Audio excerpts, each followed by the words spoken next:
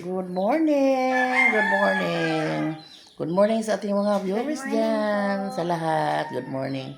So yan, first day of school. So, masaya yung mukha ni siya rin guys kasi pasukan na naman. Kasi hindi siya naglipat ng school. So, ngayon ihatid siya ng papa niya kasi yung papa niya ay, trabaho papa na Wala. Ayaw niya. Mamaya pa yung trabaho kasi. Hatod pa si Shaira. Hatod pa si Shaira? Ayan, complete uniform agad. Bisag first day. Yung, niya, ang shoes niya. Uy, may magsukat kayo ng yung paa. Pila size mo tayo?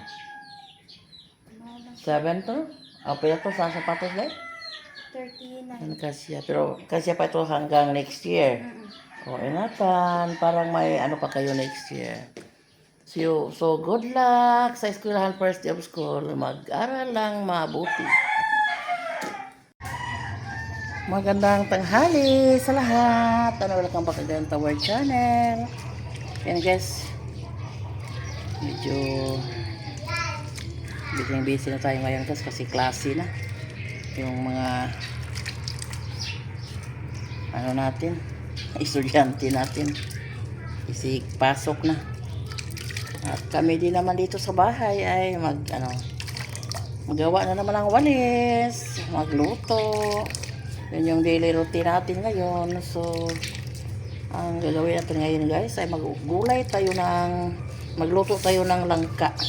So, nagpalambot na ako ng langka doon sa baba. So, nagawa na lang tayo ng gata. Kasi malapit na yun malambot yung ating sinaing doon.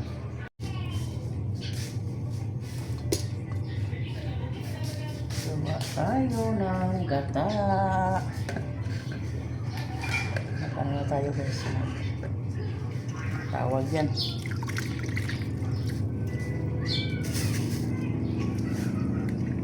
Mas masarap kasi yung langka kapag yung gata yung natin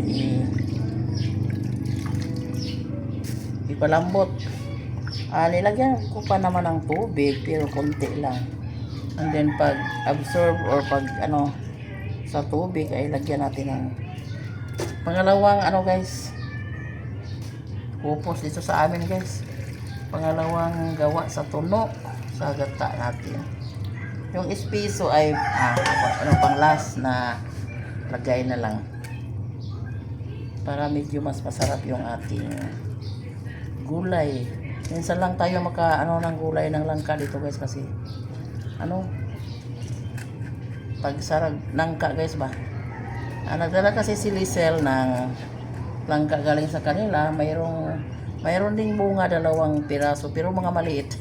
Dinala na lang niya dito guys kasi araw-araw si Lisel dito magpunta kasi siya yung katuwang ko sa pagtrabaho ng walis kasi na siya guys, expert na siya magama guys. Maglagay na tayo. Ayan, medyo malambot-lambot na yung ating gulay. At saka na yung absorb na yung tubig na nilagay natin. Lagyan natin ng gata.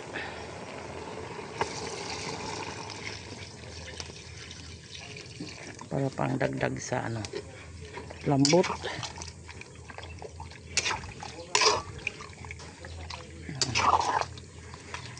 Yung pangalawang gata ay mamaya na ilagay natin yung espeso sa patungo na hangunin kasi espeso. Ito yung ulam natin ngayon guys. At saka may ewan ko ba pag mayroon pang tuyo dito. Ayan, luto na yung ating gulay na langka. Ang sarap guys, espeso ng tuno, espeso ng gata. So yan, simple lang yung pagkaluto dito guys. Yung recipe niya, ingredients niya ay langka, gata, luya at saka tanglad kasi wala kaming ibang mga spices dito. Ito lang yung ano namin. Nandito sa bahay yung mayroon tayong luya, yung tanglad, at saka nagbili din tayo ng ano, ng niyog kasi wala nang niyog dito sa paligid namin, guys. Nauubos sa ano, nauubos sa bagyo. So kapag gusto tayong magata, so bili na lang tayo ng kinayod kaagad. Yan, masarap to, guys. Tikman natin.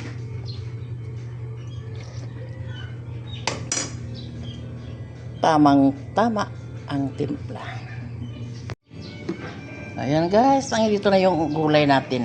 Magkain na tayo. And then yung ipares natin ay meron pa tayong last na ano lang dito, guys. Tuyo. Last na bulat. So dahil nagsaing pa tayo ng kanin, nauna yung palambot natin ng langka kasi medyo matagal itong lambutin. So pagkatapos ng agahan kanina, nagawa kaagad ng nagbalat ng langka. Si James yung inutusan ko sa pagbalat ng langka. So ako na lang yung nagluto.